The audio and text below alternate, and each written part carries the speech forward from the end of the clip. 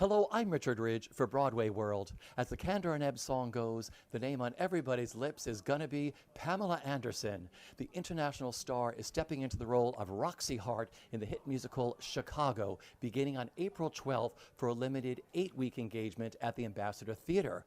Chicago is the longest-running American musical in Broadway history, and we caught up with Pamela Anderson here at the Civilian Hotel during a break in rehearsal. I am so excited to be sitting with you. You are about to make your Broadway debut as Roxie Hart in Chicago. How excited are you? Sometimes I can't even believe it. When you said that, I'm like, am I? Where am I? But no, I love it. I'm so excited. I'm so excited. I'm just eating it up. I'm soaking it in. I'm like a sponge. You know, you have to learn so much, and it's such a huge support system that I'm really lucky. I can't believe it. Was Broadway a dream of yours to come here?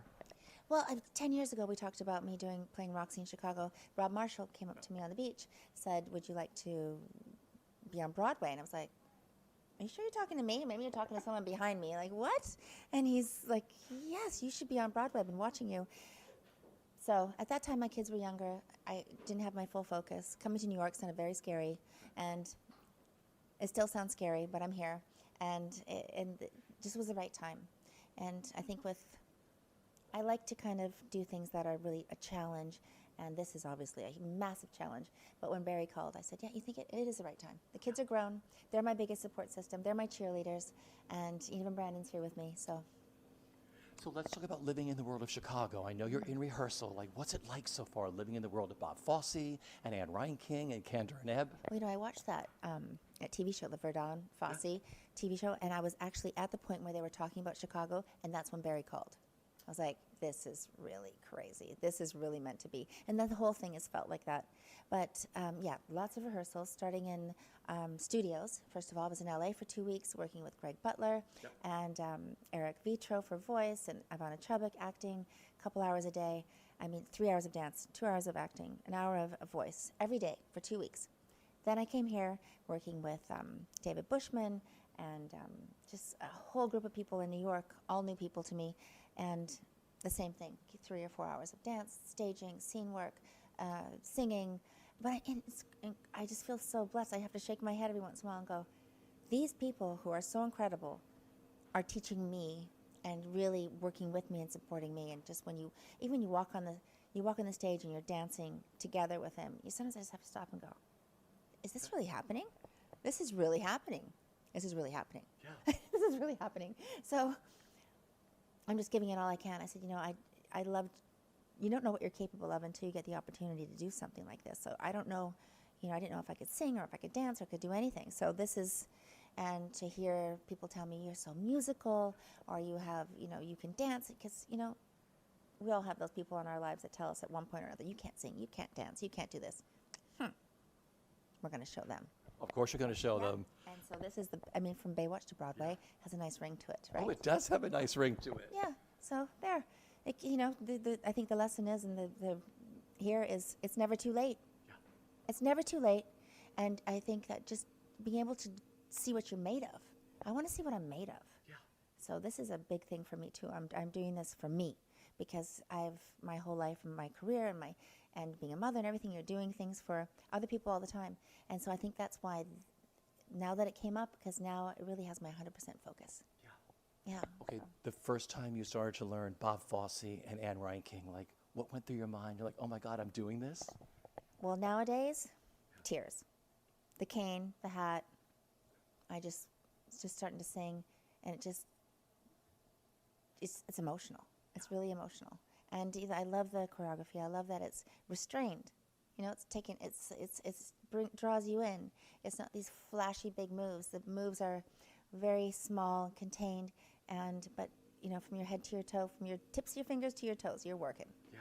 And it's so fantastic. It's so fantastic. I can't tell you. It's just the most amazing experience.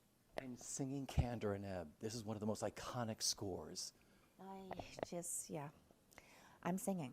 I'm singing, which is really crazy. Yeah. I never would have thought that.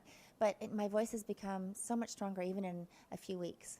And like I said, you just don't know what you are capable of doing until you just do it. So that's where I'm at, and obviously, I still have a ways to go, but we're in rehearsals, and it's like just coming together. The pieces of the puzzle are coming together, being on stage and being in that beautiful Ambassador Theater and looking out, and the intimacy of it, the history, the people that have been on that stage. I'm just trying to, I'm soaking it all in, and not to sound too crazy about it, but it's such a journey. It really is, and it's. I think it's important. It's artists are the freedom fighters of the world. It's with everything going on in the world right now, we need this. I need this. Yeah. You know, it's an incredible experience. I wish everybody could experience it, being in my shoes. Yeah. What you love about Roxie so far? She's a survivor. What a wonderful role to play. Oh, she's a survivor, and she uses everything she's got. She's, it's a little parallel. I get it. How media is so powerful, and it can be used as a weapon or as a tool for good. But she's very savvy, smart on her feet, quick, and I love the character. I love it, and she uses everything she's got. She's very imaginative. Yeah. These pictures behind us, the poster work is stunning. Oh, thanks. When you first saw yourself like done up as Roxie, like what went through your mind? Well, these red lips, like I can see them, kind of. And I'm not used to wearing red lips. It's like I just feel like I can see my lips somewhere. It's very, so it's fun. I mean, I love makeup. I love glamour. It was, I kind of been taking some time to myself, and I thought, you know what? I love it again because, for a long time this was my life.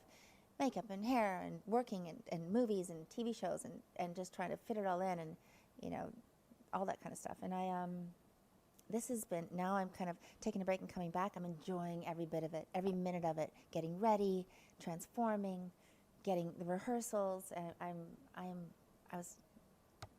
I'm prepared to do it again. Yeah. So, but this at this level is crazy. I love it. Because of your pop icon celebrity, many people will be coming to see you on Broadway who've never seen a Broadway show. And you're going to change it. Yeah, you're going to change it, like introduce them to this world. What does that mean to you? Well, it's hard to imagine people are coming to see me, right? But Oh, they are. There's so many people coming to see you. oh, hopefully not like a car crash. Not that interesting. No, we want to see.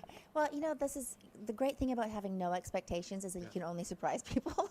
Yeah. So I'm going to give it all I have, though. I'm just finding those places in myself that have not been tapped into yet, not touched yet. So this is all new to me. And I'm going for it. I'm not holding back, and I'm just going to go wild and crazy because, this might be it. This is it. Could be it. You never know what happens in life, but I need this for my soul. I need to do something that I'm really proud of and something that I can, it's a challenge. I mean, like I said, I don't know what I'm capable of, and that's what I want to find out. So finally, what are you looking forward to? That first performance in front of a live audience, your Broadway debut. Just doing it. Just doing it. I'm sure I'll just fall over and faint afterwards because I need to do it. Now I'm starting to feel like, there's that point where you're like, oh, can I get off this train? No, you can't. You're doing this. I'm really doing this. And then it gets closer and you're like, no, I have to do this. Now you're like, I can't wait to get to rehearsal. I can't wait to, get to that voice lesson. I can't wait to try the song again. And so I'm kind of going over the hump and getting into that point. So now I'm really excited about it. I'm still scared out of my mind, but I like that feeling. Yeah. It's a healthy feeling. Just remember that day. Broadway debuts only happen once, and yours is going to be magical. Oh, well, thank you. Thank you.